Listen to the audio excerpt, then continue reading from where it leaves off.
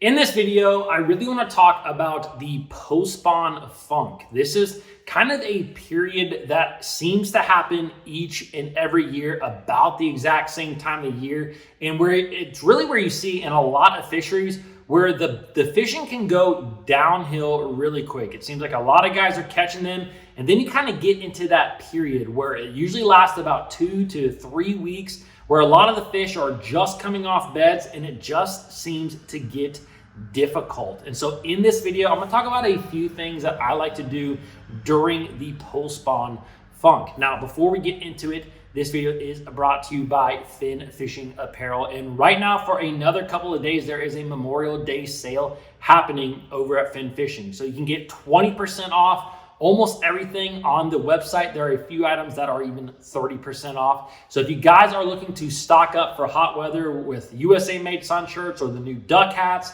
or duck shorts, whatever it may be, click those links down below. Right now is a great time to stock up. All right, let's talk a little bit about the post-spawn funk. And it's actually kind of funny because I had a couple of really good tournaments and then things went downhill pretty quick. And so long story short, I looked at a couple of years prior, and almost this exact same time frame in May, towards the end of May, I have seen a big decline in some of the fisheries that are close to me. And so what basically happens is a lot of the fish that you have been fishing for are kind of in this post-spawn funk where they just get somewhat lethargic. And here's the deal with this that I've learned over the last couple of years is you cannot force fish to bite. If they are in this kind of funk period, there's almost nothing that you can do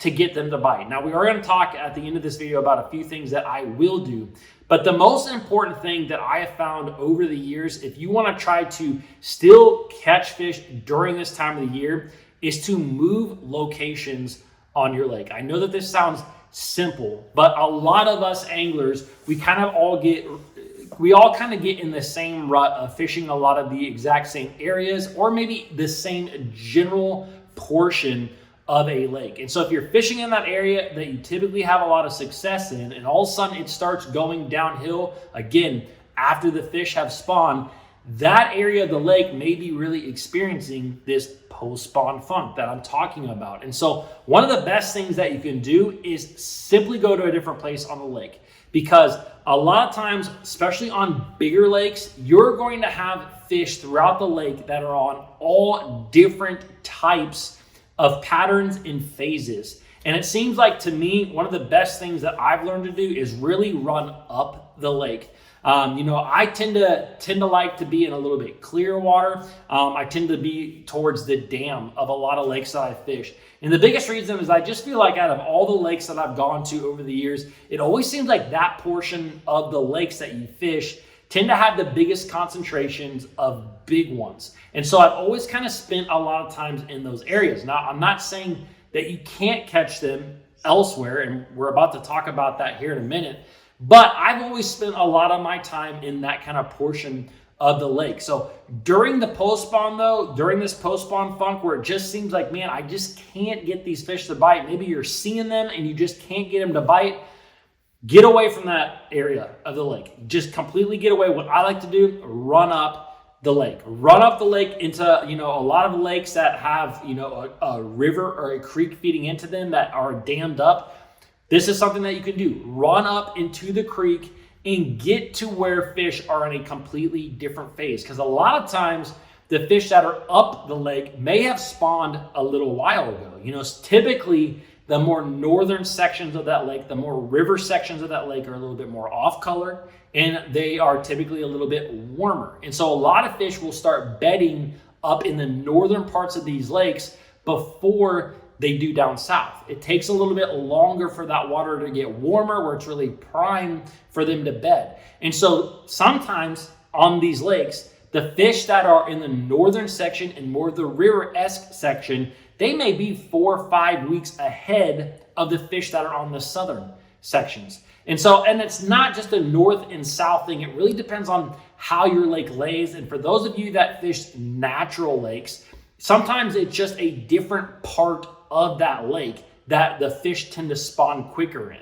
And so running to a completely different portion of the lake, you may find fish that are in a different phase. You may find fish that are further along, or you may find fish that are actually not as far as long. Sometimes you go to a lake and maybe you're fishing the midsection of the lake. Maybe you're an angler who kind of likes that middle section of the lake. Sometimes you can run down south towards the dam and you will find fish that are more in a pre-spawn phase. I've actually seen this a lot too up in the northern part of the country on really big bodies of water where guys will chase around pre-spawn smallmouth, because as the big lakes begin to warm, they typically warm from the south part and upwards towards the main lake. And those fish will you can follow the pre-spawn. You have to continue driving further and further away from your destination to get to these pre-spawn fish. So one of the biggest things that I like to do is simply get away from the section of the lake that I'm fishing. Sometimes just getting into a new area, something that's new to you, it just allows you to fish also a lot more free and not be stuck on some of the same patterns, the same ways that you were catching fish. So the next thing that I really like to do during the post-spawn funk, because sometimes you do fish lakes or you do fish smaller bodies of water, maybe you fish ponds where the fish are all kind of in the same phase. So if you get to that type of body of water and all the fish are in the same phase, this is a place in my mind where I really like to go to the extremes with my lure selection. We've talked about this a little bit before on the channel, but I think that a lot of anglers like, when it comes to the spectrum of baits that we have, from really small, teeny tiny baits to really big baits,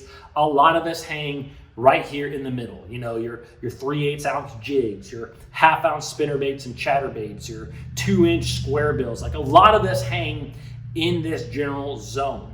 Sometimes in that post-spawn funk, it is best to go to the extremes, which means sometimes you have to fish something that's really teeny tiny. I mean, teeny tiny Ned rigs, little Nico rigs, little finesse things.